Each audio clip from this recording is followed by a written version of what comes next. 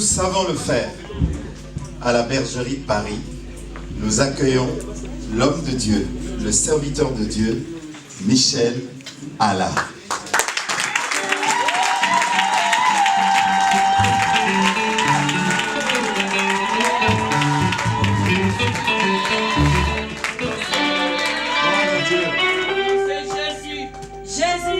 Amen. Amen, amen. Gloire à Dieu, vous pouvez vous asseoir. Merci pour cet accueil si chaleureux. Hein? Gloire à Dieu. Alors, je veux donner la parole d'abord à mon épouse Corinne, qui va se présenter notre ministère, et après, moi, je viendrai pour la suite avec le premier message de cette série de 3 messages. Amen. Amen. Bon, bonsoir à tous. Bonsoir. Voilà, vous m'entendez là? Oui, je suis très, très, très contente d'être là. Je vais juste vous présenter le ministère. Qu'est-ce que c'est que le ministère? C'est l'association Plus que Vainqueurs. Ça vous dit quelque chose? Romains 8, verset 37. Car dans toutes ces choses, nous sommes plus que vainqueurs par Jésus qui nous a aimés. C'est par son amour et parce qu'il s'est donné à nous que nous pouvons être plus que vainqueurs dans tous les domaines de notre vie, et c'est ce que nous allons voir ce soir. Donc nous sommes une association et notre ministère, c'est d'aller de lieu en lieu, là où on est invité, pour amener la parole de Dieu, amener la guérison, amener la libération des captifs, amener la guérison de l'âme. On vient faire ce pourquoi on nous appelle. Nous n'avons pas de lieu pour nous, nous allons vraiment là où on nous appelle. Et pour obéir à l'apôtre Paul qui dit « J'ordonne à ceux qui annoncent l'évangile de vivre de l'évangile, pour que ce soit possible de vivre de l'évangile », nous avons une table de livres derrière où nous vendons le matériel que nous produisons, des DVD, des CD, des enseignements, des livres, le manuel des plus que vainqueurs, incontournable pour rester dans la victoire. Après ce séminaire, vous aurez entendu beaucoup de choses, mais comment faire pour y rester? On vous a laissé toutes les prières, on vous a tout imprimé pour que vous puissiez avoir des piqûres de rappel après chez vous, et donc avec ce manuel, vous allez rester dans la victoire. Je ne vais pas prendre plus de place ce soir, je vais laisser l'homme de Dieu vous enseigner, puis je reviendrai demain soir, et je vous aime, je vous bénis au nom de Jésus. Gloire à Dieu. Oui, demain, Corinne va apporter une partie du message avec moi. On aime travailler en duo. Amen. Et à 2, on est plus fort. 1 résiste à 1000, 2 à 10 000. Il y a une puissance exponentielle lorsque nous sommes unis ensemble. Alors, on est très heureux d'être parmi vous. Merci, Pasteur Jean-Paul, pour cette invitation. Ça fait déjà quelques années qu'on était à Garges-les-Gonesse, mais à l'autre assemblée. Merci à Julia Dimanova, notre amie Julia. On se connaît depuis des années. Elle a fait plusieurs camps d'entraînement militaire avec nous qui se continue. C'est le 21e cette année. Camp qu'on appelle maintenant le camp des plus que vainqueurs. Du 9 au 14 juillet, il y a de l'information sur notre table à l'arrière qui est disponible. Mais ce soir, j'aimerais vous inviter déjà à venir avec moi dans la parole de Dieu, dans le livre de la Genèse. Vous savez, lorsqu'on fait un séminaire comme ça, on aime d'abord établir des bases sur lesquelles on va pouvoir construire. Parce que chacun de nous, on a une histoire. Et notre histoire n'est pas la même. Il y a beaucoup d'éléments qui se ressemblent, mais quand même, on est unique. Et on doit retrouver cette unicité, je ne sais pas le mot exact, mais qu'on retrouve notre véritable identité en Jésus-Christ. Tout le reste va découler. Vous savez, ça fait 37 ans que j'ai rencontré Christ, ou que Christ m'a trouvé, et que j'ai répondu à son appel. Mais ça fait 27 ans que j'ai quitté carrière et profession pour me consacrer à temps plein à l'annonce de l'Évangile. Et au fil des années, suite à l'appel de Dieu par rapport au combat spirituel, par rapport à la délivrance, je me suis rendu compte, après des années de ministère, qu'il y a des gens, tu peux faire à tous les ans un ministère de délivrance, ils vont venir, ils vont vivre des délivrances, mais ils ne sont jamais libres. Alors, il y a quand même des questions à se poser. Je ne sais pas pour vous, mais moi, je ne veux pas jouer à la religion, je ne veux pas jouer à l'Église. La parole de Dieu nous dit que ceux que le Seigneur libère sont réellement libres. Et donc, on veut amener le peuple de Dieu dans cette véritable liberté que Christ veut nous accorder. Il dit qu'il nous a envoyé le Saint-Esprit qui, lui, nous conduirait dans toute la vérité. Et cette vérité, qu'est-ce qu'elle produirait en nous? Hello? Elle nous affranchirait, nous rendrait libres. Alors, la vérité, c'est la parole de Dieu. Et donc, on a besoin d'abord connaître véritablement qui nous sommes en Christ pour pouvoir après aller dans cette nouvelle identité. Alléluia. Amen. Donc, je commence avec Genèse 1, le B.A.B.A., la base de tout, au début, au verset 26 et 27. Puis Dieu dit, faisons l'homme à notre image, selon notre ressemblance, et qu'il domine sur les poissons de la mer, sur les oiseaux du ciel, sur le bétail, sur toute la terre et sur tous les reptiles qui rampent sur la terre. Dieu créa l'homme à son image, il le créa à l'image de Dieu, il créa l'homme et la femme. Prions ensemble. Éternel notre Dieu, nous ouvrons ta parole en toute liberté ce soir, ce qui est un privilège. Que ton Saint-Esprit qui est déjà dans ce lieu soit sur ton serviteur et sur ta parole, afin qu'elle produise dans nos cœurs ce pourquoi tu l'envoies. C'est ma prière dans le précieux et merveilleux nom de Jésus-Christ. Et ceux qui croient que la parole de Dieu, elle est la vérité, disent Amen. Amen. Alléluia. Alors Dieu dit qu'au début, il nous a créés à son image et à sa ressemblance. Et il nous a créés pour dominer, non pas pour être dominé. Dieu veut un peuple libre. Et au départ, si on revient à l'origine, pourquoi revenir à l'origine? Parce que notre histoire n'est pas la même. Pourquoi vous êtes noirs, la plupart d'entre vous? Moi, je suis blanc. Pourquoi vous avez un accent, puis moi, je n'ai pas? Ça te fait rigoler, Gisèle, ça, hein? Quand tu trouves que j'ai un accent, Gisèle? Ouais? Non, non, hein? Mais on a chacun une histoire. Et si on remonte notre histoire, on va arriver à Adam et Ève. On va arriver à la création. Sauf si vous êtes ici ce soir et que vous croyez que vous descendez du singe et que votre ancêtre était Cheetah.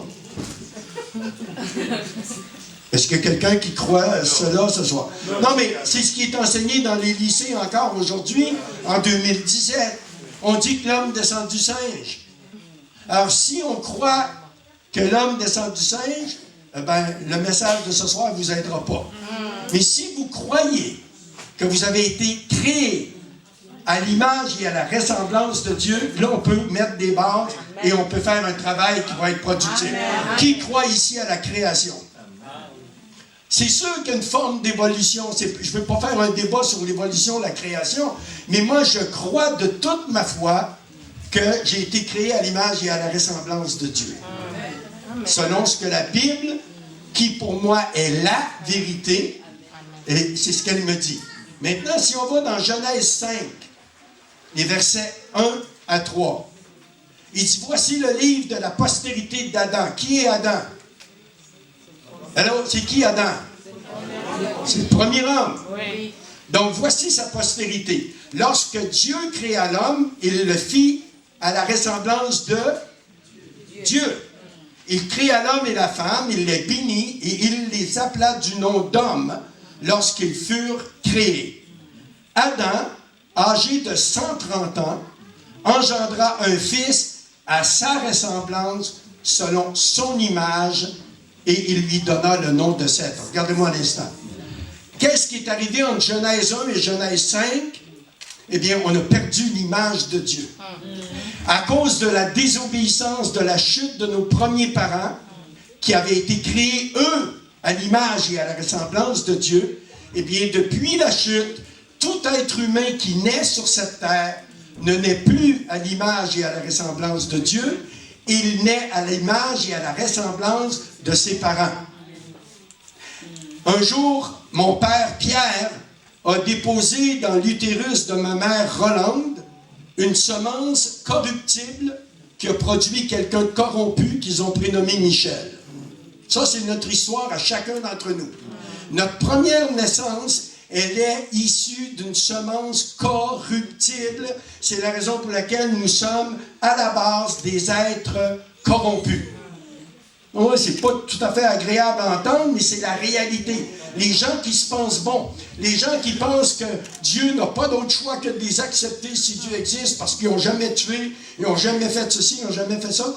La Bible nous dit tous ont péché.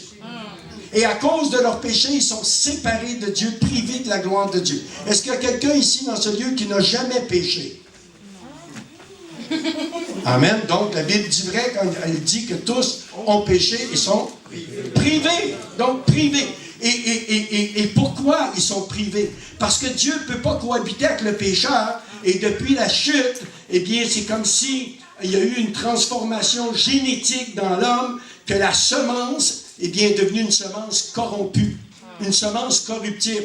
C'est la raison pour laquelle dans 1 Pierre 1,23, nous lisons que nous avons été régénérés, c'est-à-dire créés de nouveau, mais cette fois-ci par une semence incorruptible, qui est quoi? La parole vivante et permanente de Dieu. Amen. Je ne veux pas choquer personne, mais voici le sperme de Dieu. Amen. Et la première fois que j'ai été créé, c'est par le sperme de mon père Pierre. Mais quand je suis né de nouveau, ah oui, né de nouveau. Ah ouais. Est-ce que je dois absolument naître de nouveau pour devenir enfant de Dieu? Nicodème, ce grand docteur de la loi, il s'est rendu compte que Jésus n'était pas comme les autres prophètes avant lui. Et que personne avant lui n'avait fait ce que lui faisait ou enseigné de la façon dont lui enseignait. Et donc, il vient de nuit parce que de peur d'être exclu du Sanhédrin, parce que c'était un pharisien de haut niveau, là, Nicodème. Et donc, il vient vers Jésus de nuit et lui dit, « Toi, tu n'es pas comme les autres. » Il dit, « Je crois que tu es le Fils de Dieu. Qu'est-ce que je dois faire pour hériter de ton royaume? » Et Jésus lui dira, « Tu dois naître de nouveau. » Naître de nouveau? Comment un homme, quand il est vieux, pourra-t-il entrer dans le sein de sa mère? Lui, il était limité à sa compréhension naturelle. Jésus est en train de lui parler d'une naissance spirituelle.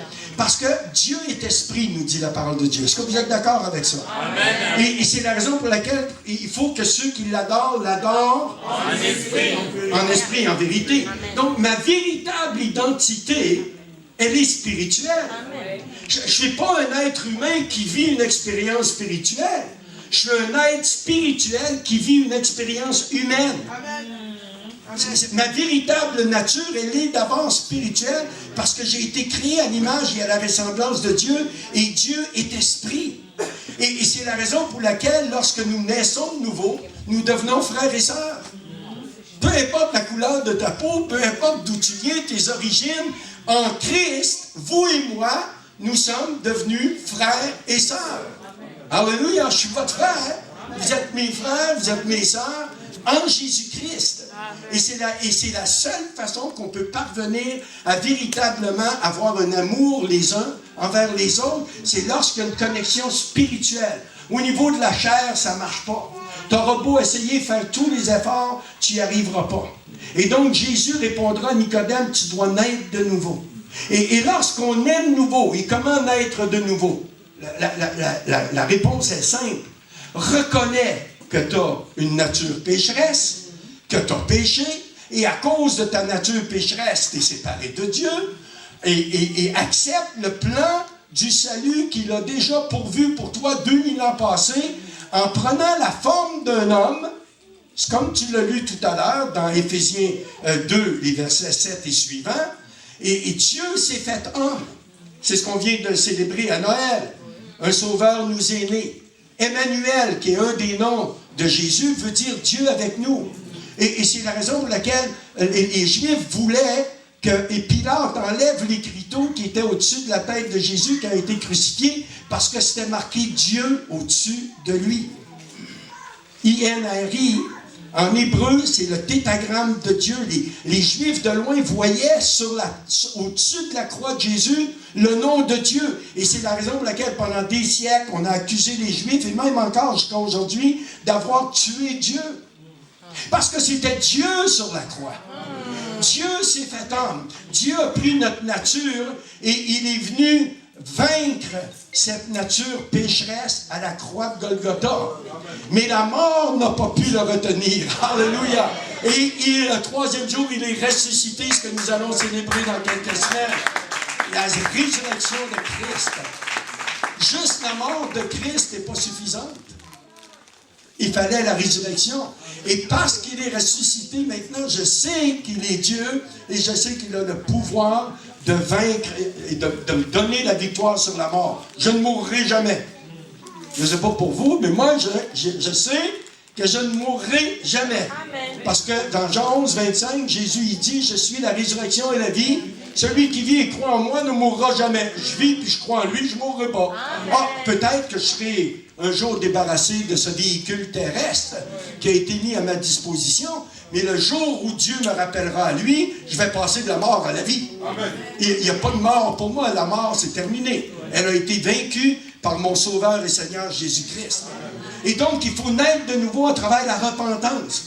Accepter que par mes propres moyens, je ne peux pas parvenir à être suffisamment acceptable dans la présence de Dieu. Uniquement la nouvelle naissance m'accorde le pardon des péchés que Christ a accompli à la croix de Golgotha. Sans nouvelle naissance. Vous savez, il y a beaucoup de gens qui sont mal nés spirituellement. Des gens qui ont répondu à un appel au salut, ils sont, comment je pourrais dire, ils sont croyants, mais ils n'ont jamais expérimenté la nouvelle naissance.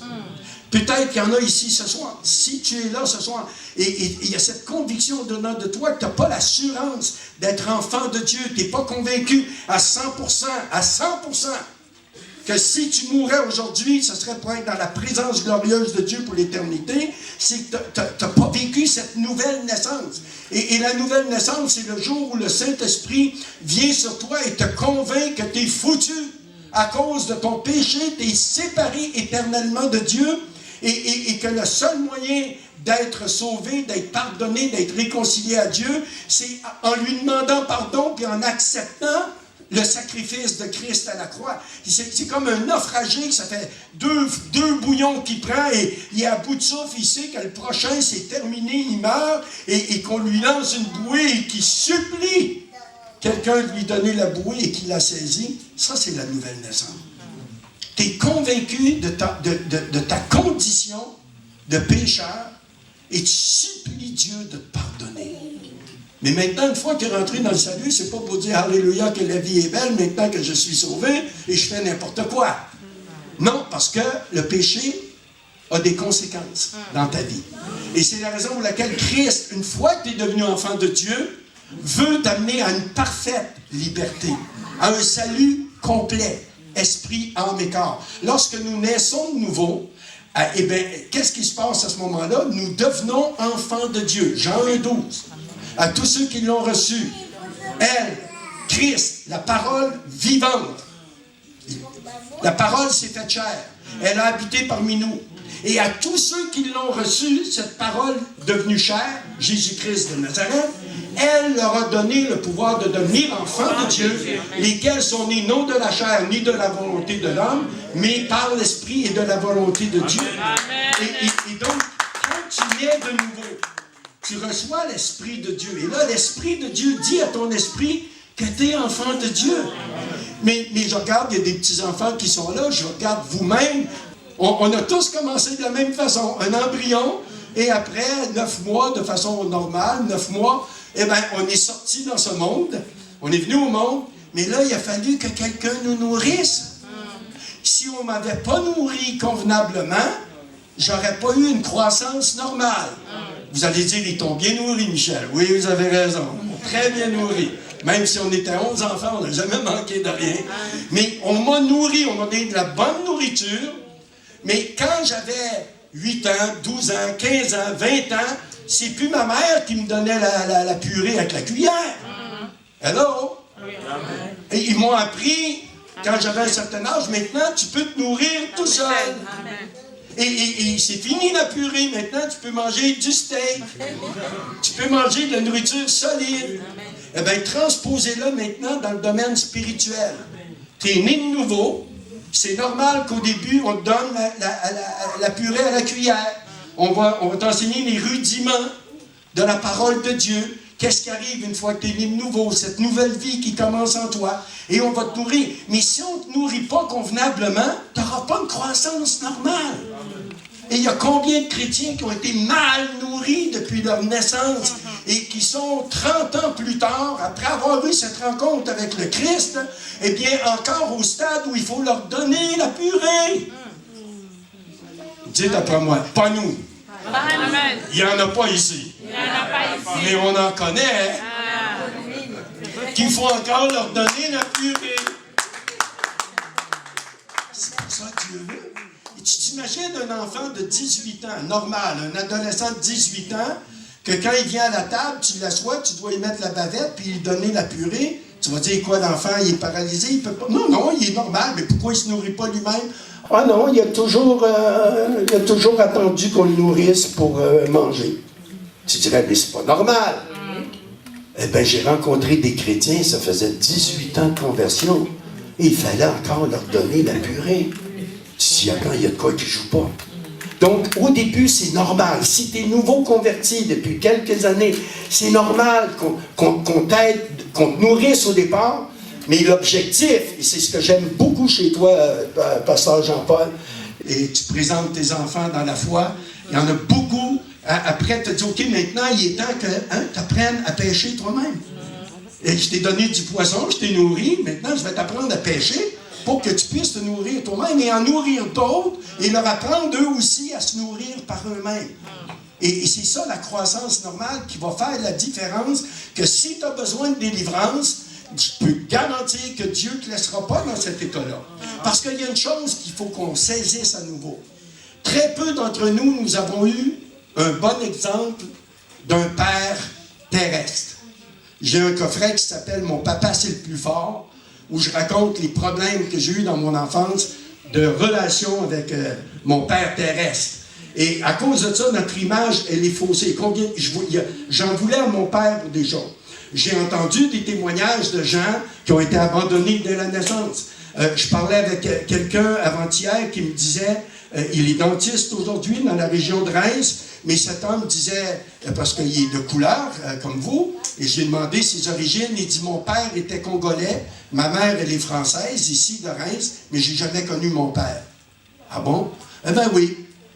Comme la chanson de Stromae qui dit, ou je pense que c'est lui qui dit ça, c'est facile faire un enfant, c'est-à-dire créer... Ouais, semer un enfant, mais devenir un papa et assumer ta paternité, c'est là qu'est le challenge. Mais j'ai une bonne nouvelle pour vous. Amen. Notre Papa céleste, parce que vous savez que vous pouvez appeler Dieu Papa. Moi, mon Dieu, c'est mon Père. Amen. Amen, toi aussi? Amen. On a le même Père. T'es ma soeur, alléluia, gloire à Dieu. On est du même Père. Et Dieu, je peux l'appeler Abba Père. Romains 8,15. Nous crions Abba Père. Pourquoi? Parce qu'il m'a adopté dans sa famille. Il a fait de moi son enfant. Mais la différence avec nos pères terrestres, c'est que lui assume sa paternité. Donc, Dieu t'a créé.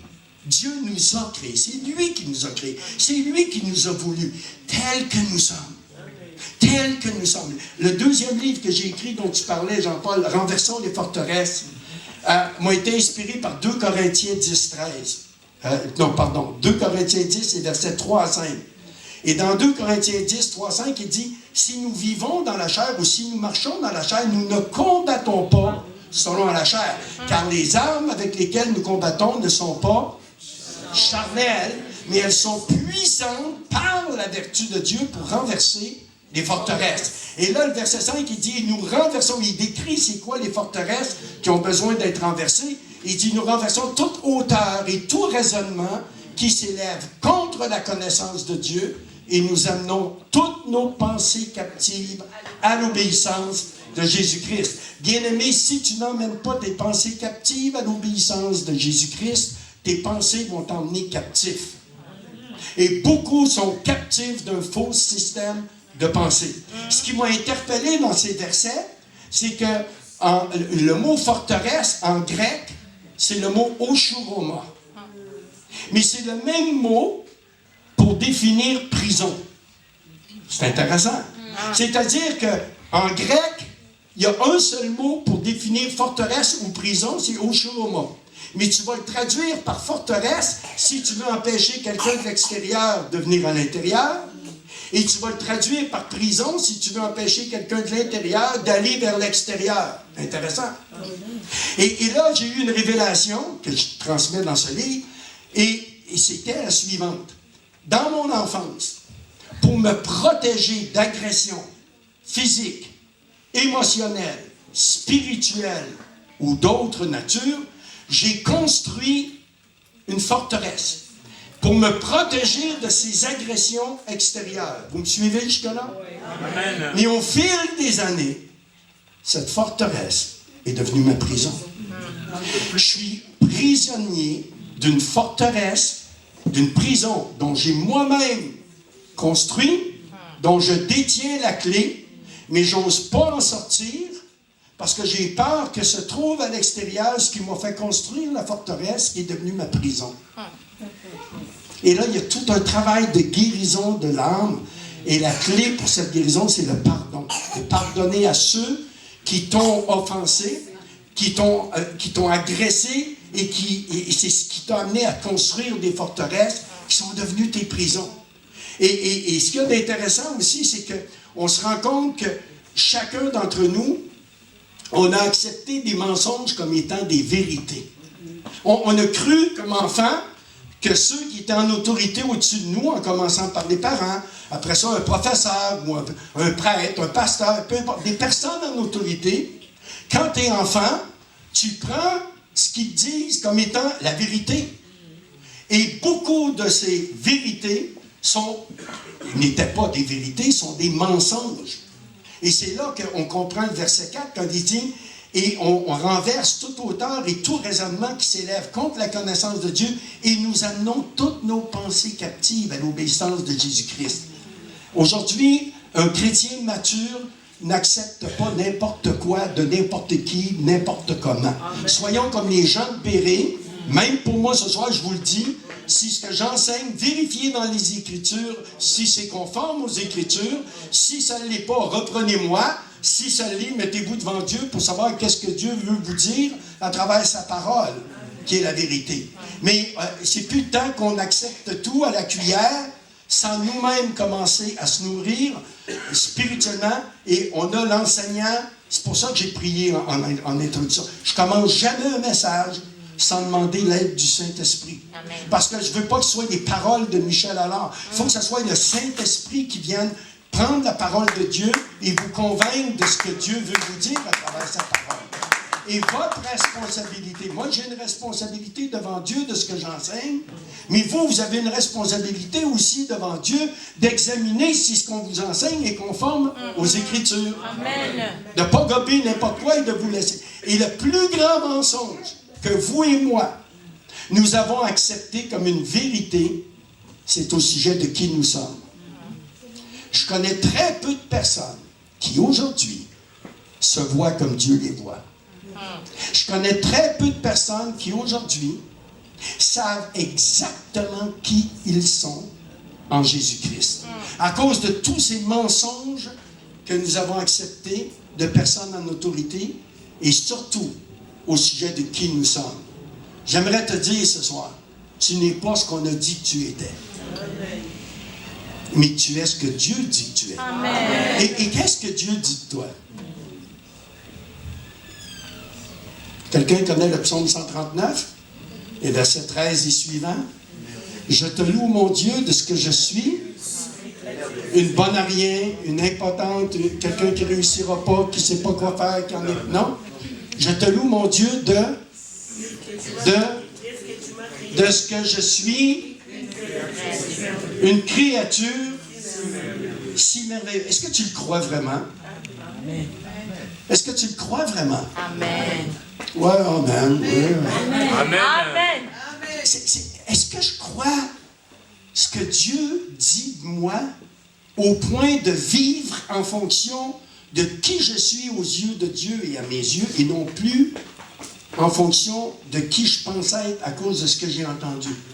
tu permets, je partage juste un petit peu ce que tu me racontais quand on s'est rencontrés cet après-midi par rapport à tes problèmes de vue qui sont depuis l'enfance. Et Pasteur Jean-Paul disait, mais quand j'avais des problèmes, on m'avait dit qu'il ne faut pas que les autres le sachent. Donc, tu ne le dis pas. Donc, tu ne demandes pas d'aide et tu te cours, tu ne demandes pas d'aide. Tu réprimes ce que tu vis, qui tu es, à cause de ce qu'autrui t'a dit, à cause du joug que les autres ont mis sur toi. Et Dieu, ce soir, est en train de te dire que tu es une créature merveilleuse. Tu as du prix à ses yeux. Tu es l'ouvrage de ses mains. Et tu crois que Dieu s'est trompé quand il t'a créé tel que tu es? Non. Pourtant, beaucoup le croient.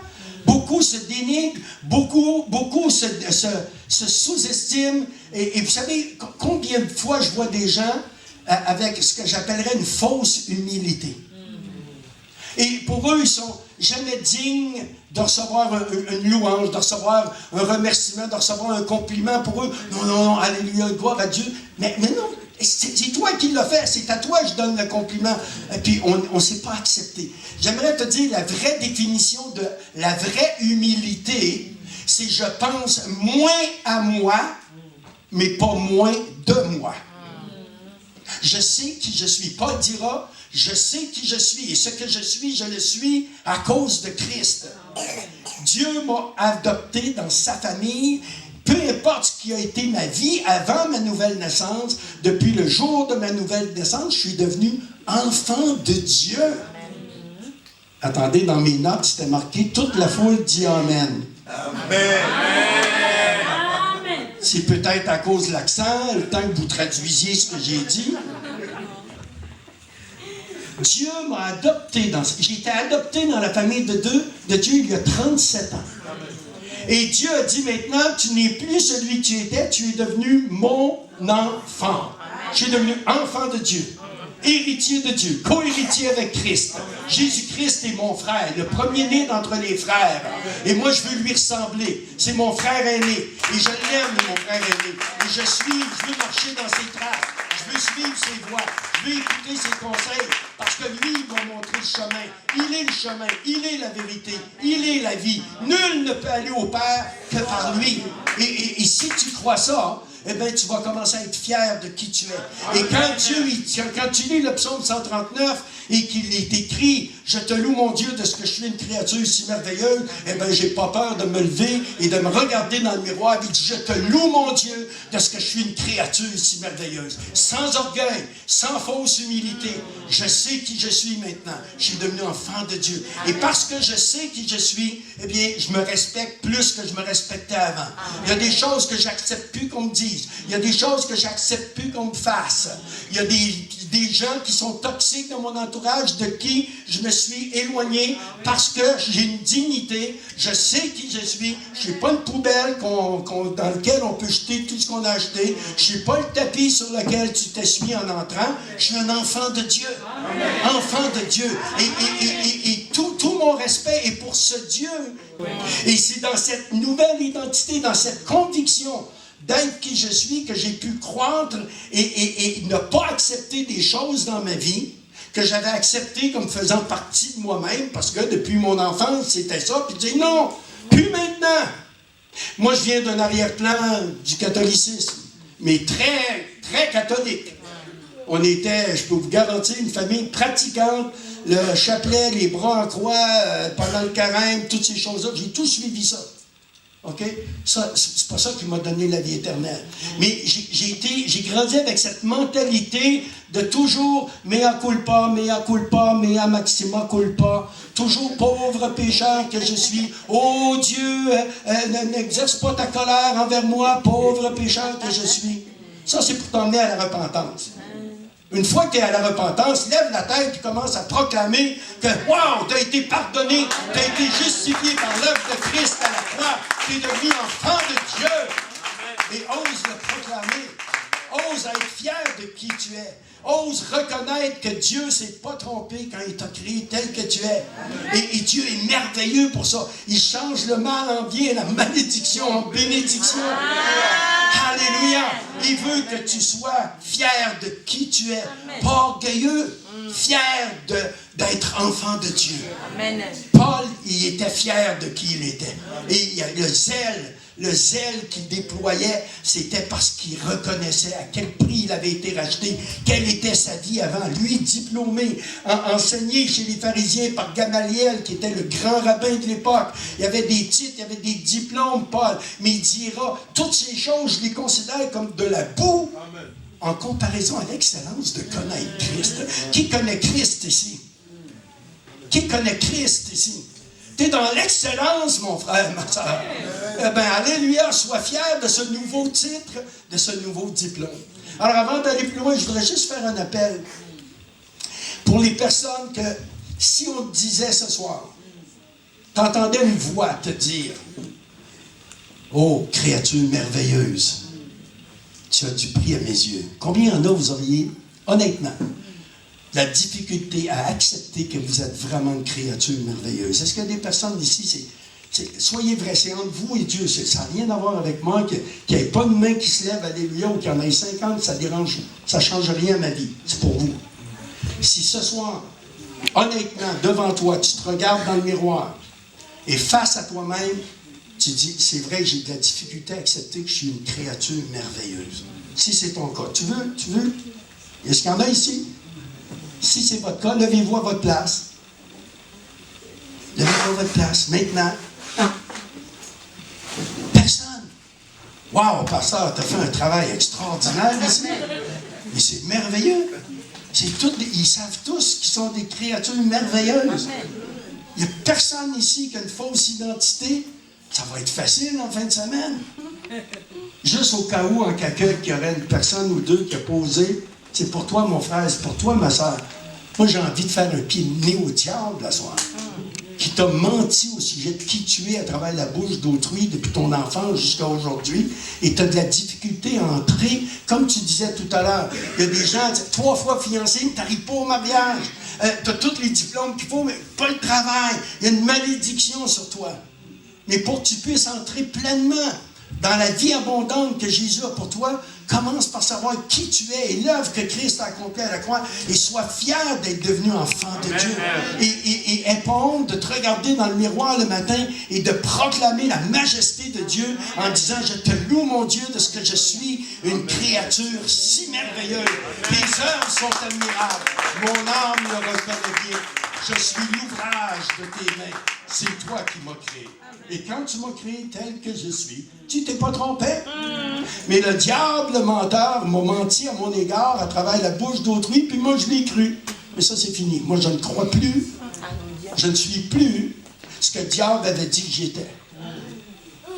Et que j'ai cru pendant des années de ma vie. Même pendant des années de vie chrétienne. Malgré que j'étais chrétien, malgré que j'étais engagé dans mon assemblée, malgré que j'avais passionné, la passion pour Jésus qui est toujours là, malgré ça, j'avais de la misère avec Michel. À croire que j'étais une créature merveilleuse alors que je savais que j'étais tellement faible dans tellement de domaines, qu'il y avait encore du péché dans ma vie, que je combattais, que je n'avais pas encore surmonté, etc. Si je voulais être vrai avec moi, je peux bien le dire, mais je ne crois pas au fond de mon âme que je suis vraiment une créature merveilleuse. Et donc Dieu disait, tu me fais menteur. Tu es en train de dire que je me suis trompé quand je t'ai créé. C'est parce que tu es encore dans ton ancienne vie. Tu es encore en train de te regarder à travers les yeux du vieil homme. Mais regarde à travers les yeux de l'homme nouveau. Est-ce que tu es né de nouveau? Je dis, oui, Seigneur, je suis né de nouveau. Donc, tu es une nouvelle créature. Amen. Les choses anciennes sont passées. Toutes choses deviennent nouvelles. Maintenant, crois ce que je dis et commence à entrer dans cette véritable identité d'enfant de Dieu. Amen. Et c'est à travers cette véritable identité d'enfant de Dieu que je suis parvenu à être délié de liens qui étaient sur ma vie, le rejet, on va en parler demain soir. J'ai eu besoin de délivrance. Il a fallu, j'étais chrétien, baptisé du Saint-Esprit, et il a fallu qu'une femme, chasse un démon qu'elle avait discerné en moi. Ça peut en choquer quelques-uns, hein? Mais ça, c'est mon vécu. Et donc, il y a beaucoup de choses à cause du regard que j'avais sur moi. Il a fallu que je change de lunettes. Et que je mette les lunettes de Dieu. Amen. Et que je commence à véritablement croire de toute ma foi que j'étais ce que Dieu disait que j'étais. Et de commencer à me voir comme Dieu me voyait. Amen. Et Dieu, savez-vous comment il me voit? Il ne me voit pas pauvre pécheur que je suis. Il me voit comme saint. Amen. Je suis un saint. Amen. Je suis une race élue, un sacerdoce royal. J'ai le rôle de sacrificateur de ma famille. J'ai un libre accès au trône de Dieu. Je peux entrer en courant, me jeter sur les genoux de mon papa céleste, lui dire que je l'aime, lui donner un gros câlin. C'est mon Père. Amen.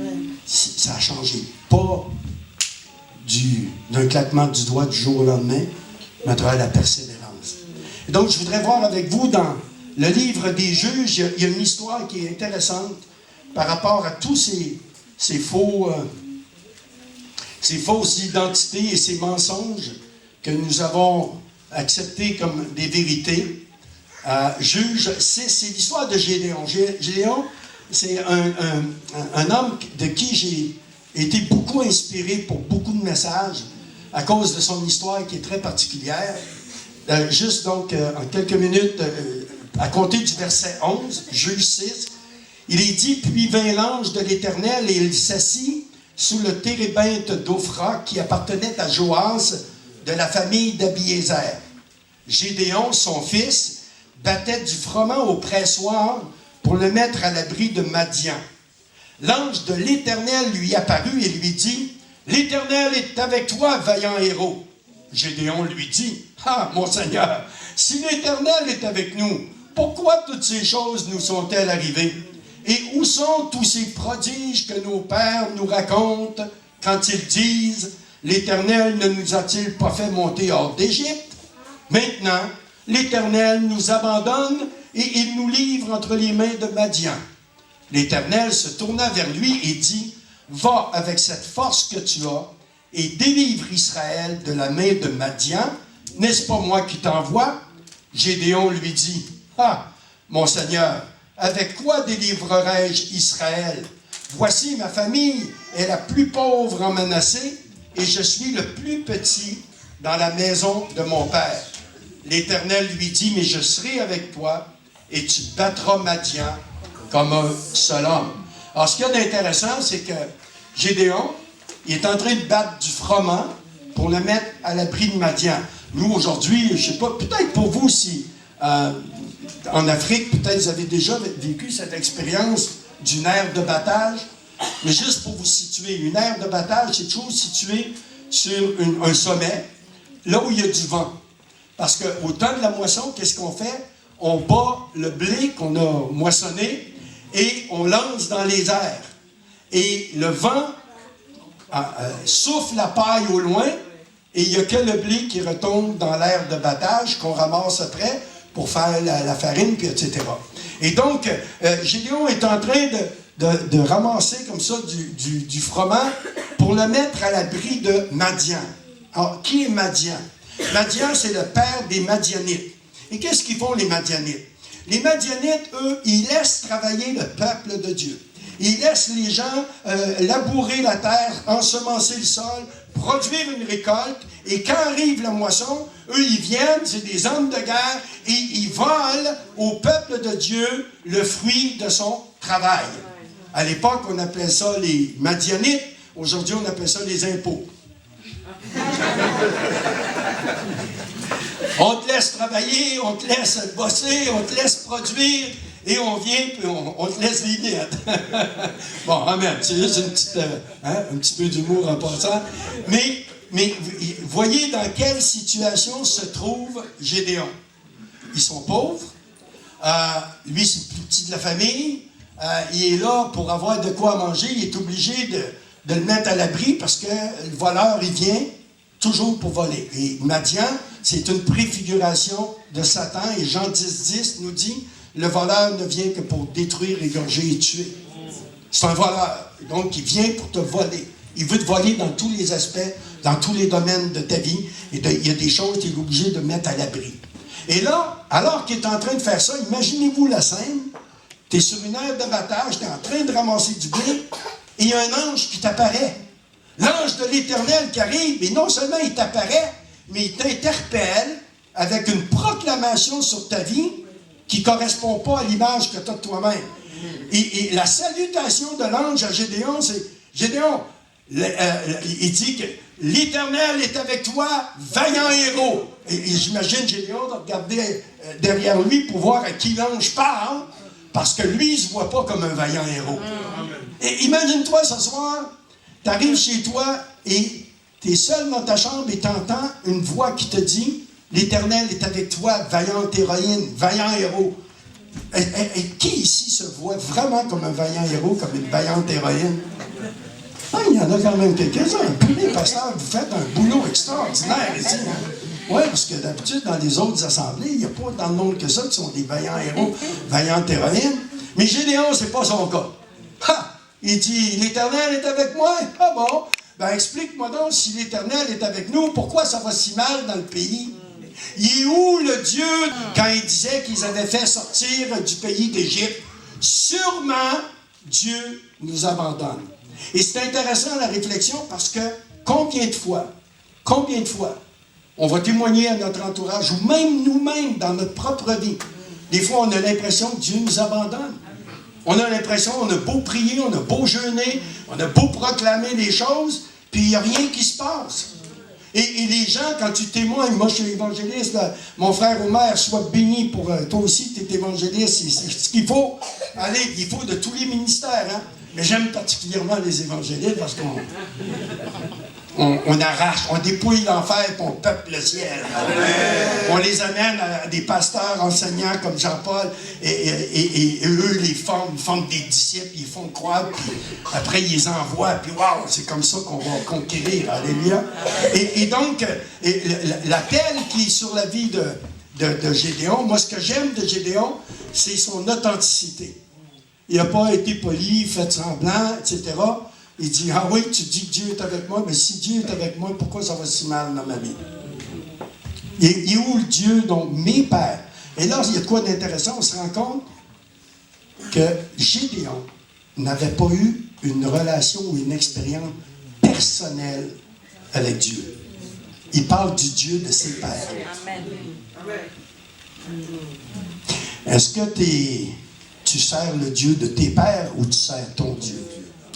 Est-ce que tu connais le Dieu de tes parents ou tu connais le Dieu que tes parents connaissent? C'est une question à poser. J'en suis où dans ma foi? Est-ce que c'est la foi? Parce que Dieu n'a pas de petits-enfants. Il n'y a que des enfants. Chaque être humain doit naître de nouveau pour devenir enfant de Dieu. Et là, Dieu devient ton père. Mais Gédéon, il parle du Dieu de ses pères. C'est pas son Dieu à lui. Et c'est la raison pour laquelle il peut se permettre, comme les gens du monde, quand vous parlez de l'amour de Dieu aux gens du monde, Dieu, tu crois à ça, toi? Eh bien, moi, s'il y a un Dieu qui existe, j'aimerais ça y parler parce que s'il y a un Dieu qui existe, pourquoi ça va si mal que ça? Des enfants qui sont martyrisés, torturés, etc. J'ai un voisin qui vient faire des petits travaux à l'occasion chez nous. Et un jour, j'appelle pour justement prendre rendez-vous avec lui. Et c'est son épouse qui répond. Et je dis, bonjour Fernande, ça va bien? Elle dit, ça va bien, merci. Et toi, Michel? J'ai dit, ça va très bien par la grâce de Dieu.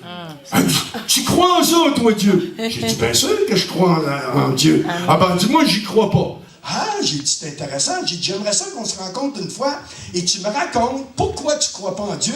Puis moi, je vais te raconter pourquoi je crois en Dieu. Amen. Et on a eu cette rencontre en début d'année parce qu'on a à cœur d'évangéliser nos voisins. On a acheté des calendriers, tu sais, la bonne semence avec les versets chaque jour, les textes. On est allé porter chez des voisins, comme ça, bâtissant un fond d'amitié. Et cette semaine, mardi soir, on les recevait à souper à la maison. Et là, à la maison, j'ai pu ouvrir la Bible, parce que c'est chez nous, et expliquer pourquoi on priait. Et toute la soirée, on n'a fait que parler de Dieu. C'est bizarre, quelqu'un qui ne croit pas en Dieu, c'est intéressant, hein? Il pose des questions. Parce que, imaginez-vous, avant la révélation de Dieu, avant ta nouvelle naissance, c'est pour ça que Paul il dira que la prédication de la croix, c'est une folie pour ceux qui périssent. Mais c'est une puissance pour le salut de quiconque croit. Mais il faut la révélation du Saint-Esprit. Sinon, c'est une folie. C'est dans la Bible. C'est une folie. Et quand tu dis aux gens que Dieu est amour, ah ouais, ben moi, si j'étais Dieu, je ne permettrais pas qu'un enfant, tu vois, qu'un enfant se fasse massacrer, qu'un père viole son enfant. Et je les comprends, j'ai raisonné comme ça pendant des années. Jusqu'au jour où le Saint-Esprit m'a convaincu. Je n'ai pas eu toutes les réponses au début. Mais d'abord, il a fallu que j'ai une rencontre personnelle avec Dieu, à travers Jésus-Christ. Et après, Dieu a commencé à m'enseigner les choses et à me faire comprendre. Et aujourd'hui, je sais, et je peux le dire aux autres. Mais attends, on blâme Dieu, c'est pas Dieu le coupable. Dieu, il t'aime tellement qu'il t'a créé libre. C'est ce que les hommes sans Dieu ont fait. Ce que tu décris de tout le mal qu'il y a sur la terre, c'est ce que les hommes sans Dieu font. Mais si tu es vraiment avec Christ, si tu es vraiment né de nouveau et que Dieu, le Dieu d'Abraham, d'Isaac et de Jacob, révélé dans la personne de Jésus-Christ de Nazareth, est vraiment ton Père, t'as réalisé, t'as découvert, t'as expérimenté que ce Dieu, il est amour. Il ne veut pas qu'aucun périsse, mais que tous soient sauvés. C'est la raison pour laquelle il est venu prendre notre place à la croix, mais par le libre arbitre qu'il nous a donné, j'y crois ou j'y crois pas. Et selon mon choix, ma destinée se joue.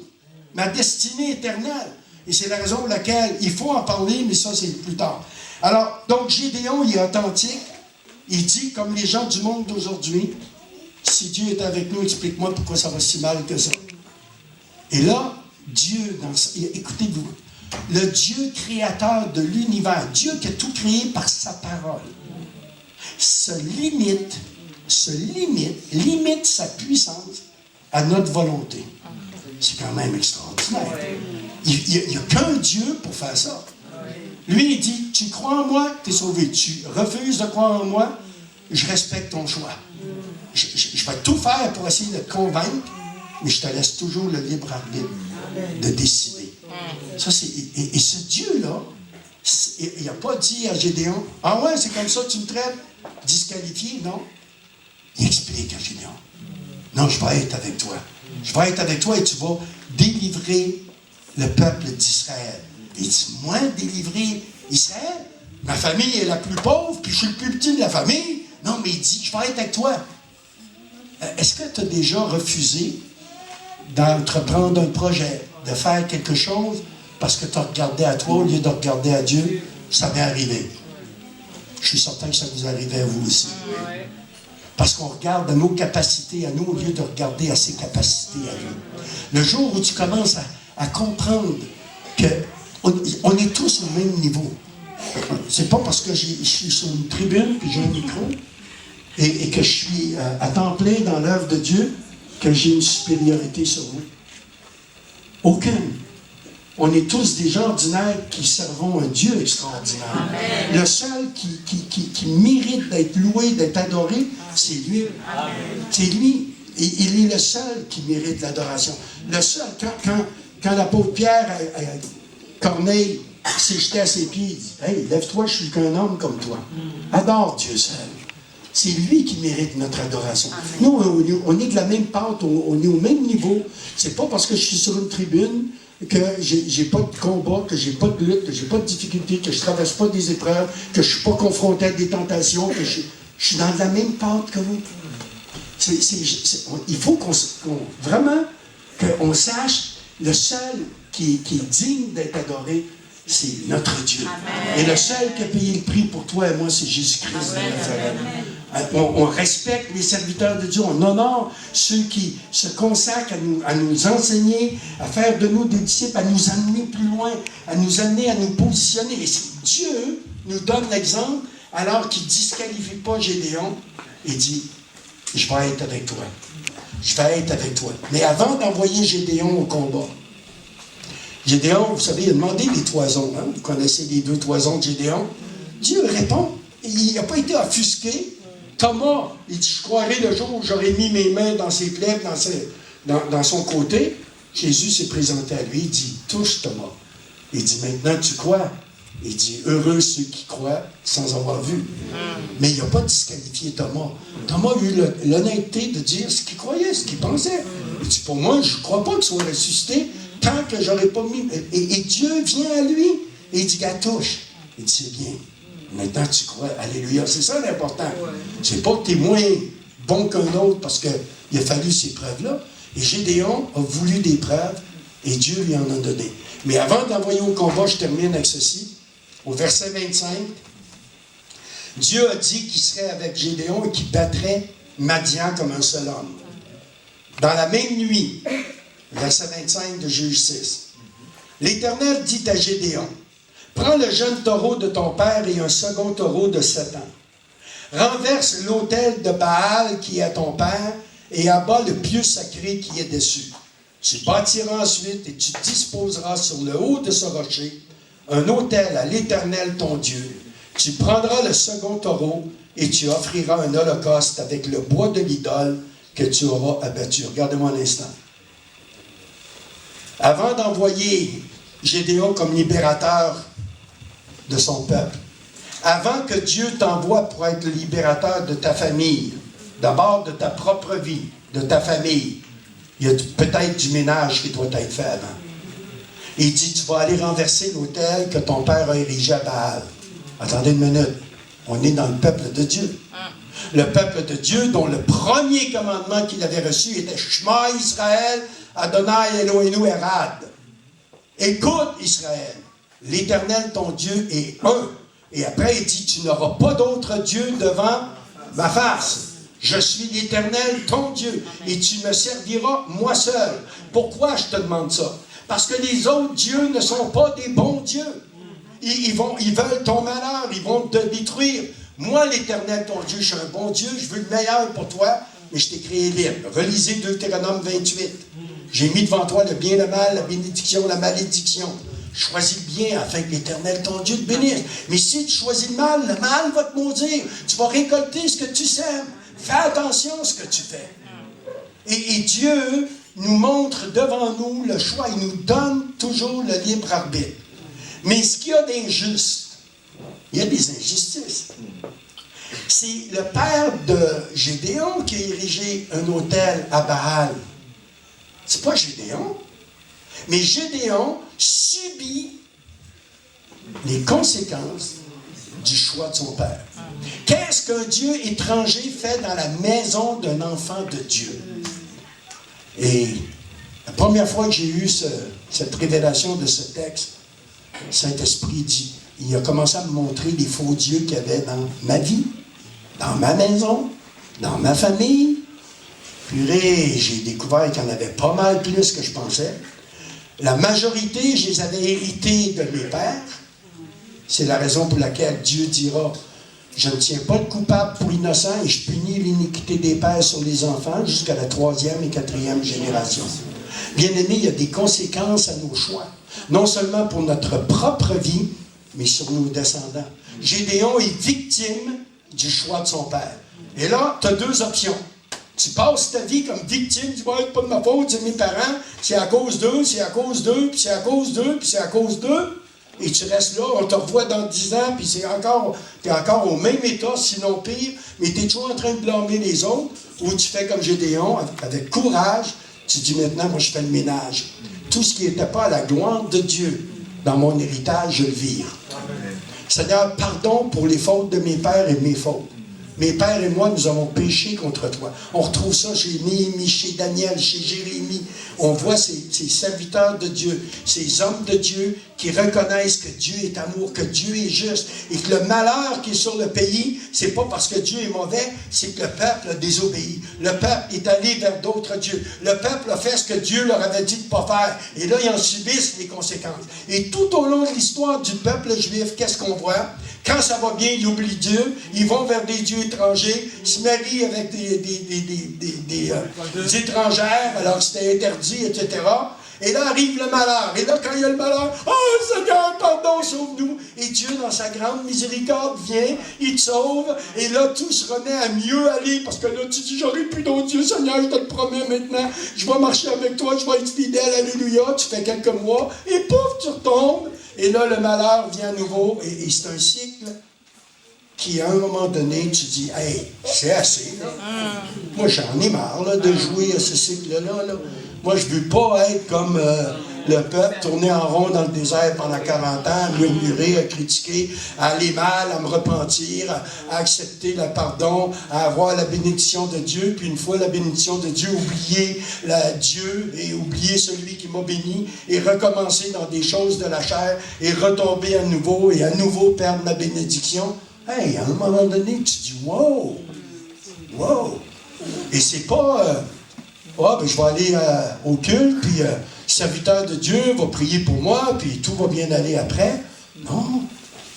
Non. Tu fais quoi le reste de la semaine? Quand tu es seul, c'est là que ça se joue. Après, tu viens, puis tu veux qu'on répare. C'est... Alléluia, on répare.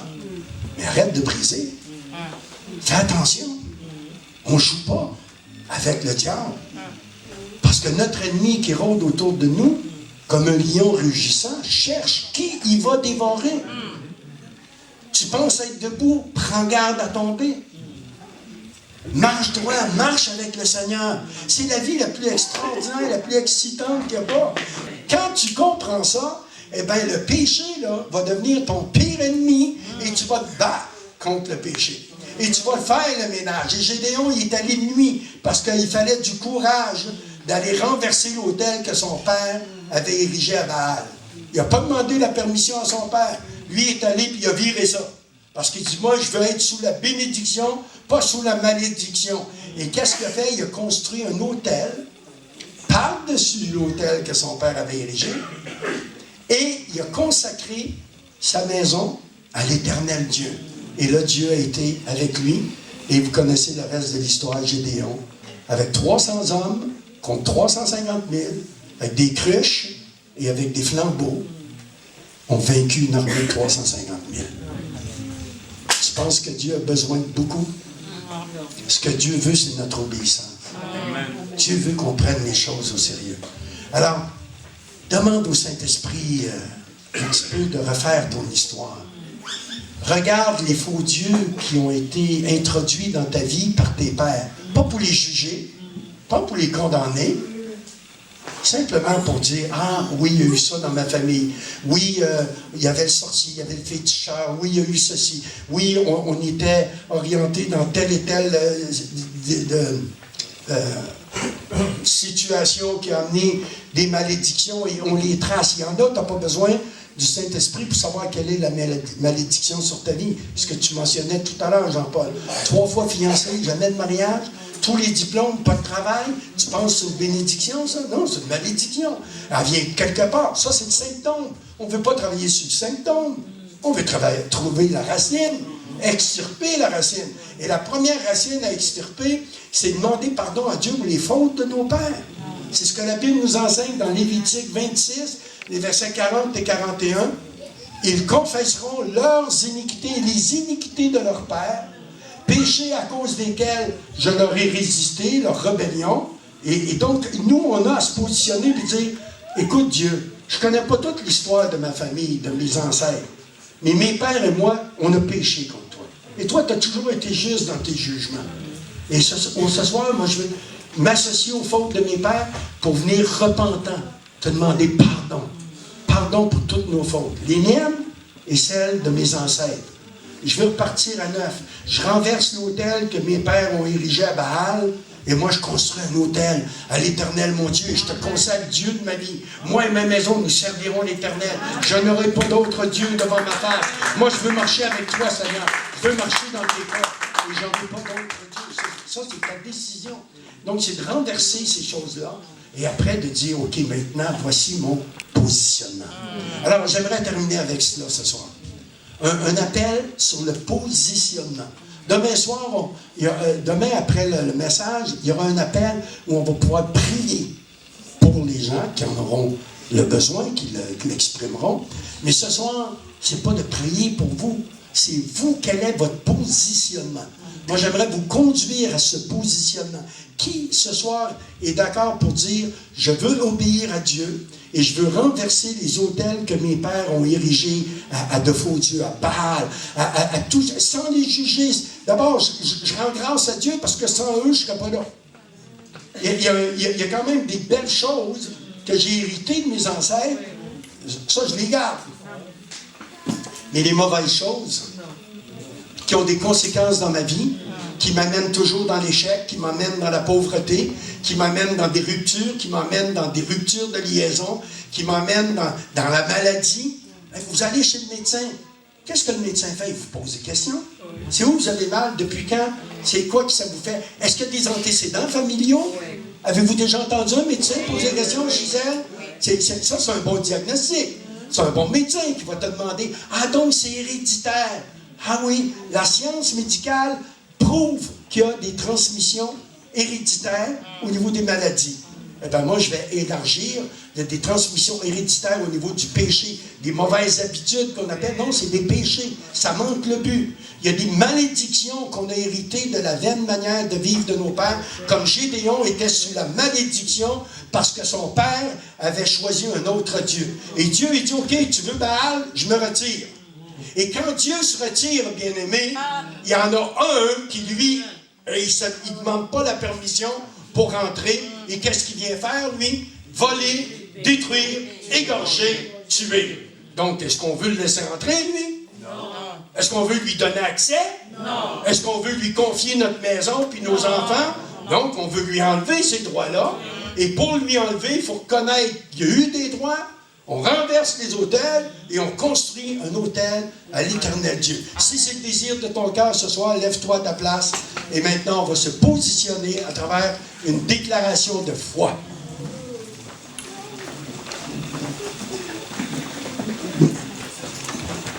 Alléluia. Amen. Alléluia.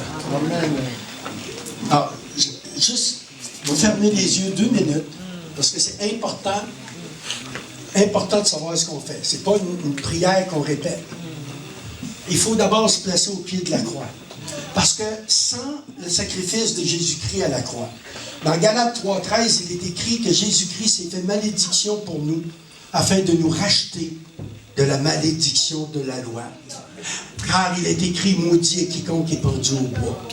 Afin que nous puissions par la foi entrer dans la promesse qui a été faite à Abraham, qui est notre père de la foi. Pour que toi et moi, ce soir, puissions renverser les malédictions, les autels que nos pères ont érigés à de faux dieux. Pour que toi et moi, ce soir, puissions déclarer que la malédiction que j'ai héritée de la vaine manière de vivre de mes pères soit brisée, il aura fallu que Christ, en tant qu'homme, on a entendu ce soir, souffre la crucifixion. Nous n'avons pas été rachetés à petit prix. Donc, si tu es au pied de la croix ce soir, tu n'as jamais demandé pardon à Dieu pour tes péchés. Si tu n'as jamais confessé que tu étais pécheur et sincèrement demandé pardon à Dieu et le supplier de te pardonner et recevoir gratuitement le salut, le pardon de tes péchés et d'être réconcilié avec Dieu, fais-le maintenant au pied de la croix. Dis-le, dis Seigneur, pardon, j'ai péché contre toi. J'ai péché contre toi. Et ce soir, je viens avec un cœur sincère, un cœur repentant, te demander pardon pour tous mes péchés. Et Seigneur, je crois ce soir que Jésus-Christ est le Fils de Dieu, qu'il est mort sur la croix pour me pardonner mes péchés, me réconcilier avec Dieu le Père et faire de moi un enfant de Dieu. Si tu crois cela ce soir, dis-le dans ton cœur. Dis-le à Dieu que tu es repentant et que tu acceptes le salut gratuit qui t'accorde. Parce que la première chose, avant de demander pardon à Dieu pour les fautes de nos pères, il faut d'abord que nous, c'est l'héritage des enfants de Dieu, il faut que tu sois enfant de Dieu. Alors je vous invite à répéter après moi maintenant cette déclaration. Et c'est comme, vous savez, moi je viens d'un arrière-plan où on répétait des prières. C'est pas de répéter une prière. C'est comme si, c'est pareil comme si les paroles étaient écrites et vous les déclarez comme étant votre déclaration. on est d'accord là-dessus? C'est votre positionnement à vous. Pourquoi? Parce que le diable entend ce que vous dites. Il lit pas vos pensées, mais il entend ce que vous dites. Et on va lui dire des choses ce soir au diable par rapport à cet héritage de malédiction. Et on va déclarer ce que Christ a accompli pour nous à la croix. Et on va briser ces malédictions qu'on a héritées de la même manière de vivre de nos pères. Donc répétez après moi si vous êtes d'accord avec ce que je dis et faites-le comme votre propre déclaration en disant Dieu d'Abraham, d'Isaac et de Jacob. Dieu d'Abraham, d'Isaac et de Jacob. Dieu d'Israël. Dieu d'Israël. Au nom de Jésus-Christ, ton Fils. Jésus-Christ, ton Fils. Auquel j'appartiens. Auquel j'appartiens. Et en conformité avec ta parole. Et en conformité avec ta parole. Je viens sincèrement te demander pardon. Je viens sincèrement te demander pardon. Pour tous mes péchés. Pour tous mes péchés. Et pour les iniquités de mes pères. Et les iniquités de mes pères. Car mes pères et moi. Car mes pères et moi. Nous avons péché contre toi. Nous avons péché contre toi. Et toi, tu as été juste. Et toi, tu as été juste. Dans tous tes jugements. Dans tous tes jugements. Je te loue et te dis merci. Je te loue et te dis merci. Pour tout ce qui était à la gloire de ton nom. Pour tout ce qui était à la gloire de ton nom. Dans cet héritage. Dans cet héritage. Héritage sans lequel. Héritage sans lequel. Je ne serai pas là ce soir. Je ne serai pas là ce soir. Mais au nom de Jésus-Christ. Mais au nom de Jésus-Christ. Je viens maintenant contre toi, diable. Et je déchire au nom de Jésus. Et je déchire au nom de Jésus. Tous les contrats. Tous les contrats. Tous les pactes. Tous les pactes. Que mes pères ont fait avec toi. Je les déclare caduques. Non avenants. Parce que Jésus-Christ, mon Sauveur, le Seigneur de ma vie, s'est fait malédiction pour moi. Et il m'a racheté de la malédiction de la loi. Il a effacé l'acte dont les ordonnances me condamnaient et qui subsistait contre moi. Il l'a détruit en le clouant à la croix. Il a dépouillé les dominations et les autorités et les a livrés publiquement en spectacle en triomphant d'elle par la croix.